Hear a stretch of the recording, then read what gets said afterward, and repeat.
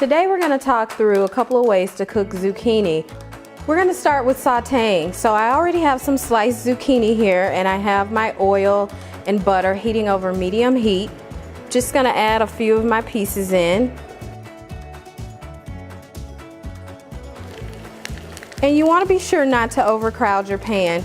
I'm going to also season with some salt and pepper.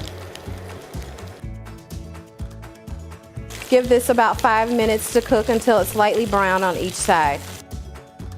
Next up is steaming. So I have my pan here, and I'm just going to add in some water. You want to make sure that you have anywhere from a ½ inch to an inch of water in your pan. I'm going to add in my steamer basket and just wait for this to come up to a boil. I'm going to add in my sliced zucchini.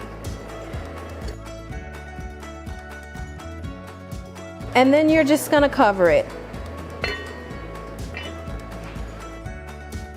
Now we're going to talk about oven roasting. So the number one key with oven roasting is you want to make sure that your oven temperature is a high heat, say 400 or 425. So here we have some sliced zucchini.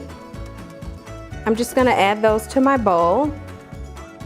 And then I'm going to drizzle with a little bit of olive oil and sprinkle with some salt and pepper. And then I'm just going to give them a little toss. You just want to make sure they're evenly coated with oil. Then we're going to transfer them to our sheet pan that we have lined with parchment paper. And then I'm just going to make sure that they're all in an even layer. Again, you don't want to overcrowd your pan. You want to make sure that it has room to brown. And if you desire, you can sprinkle them with a bit more salt and pepper. And off to the oven they go.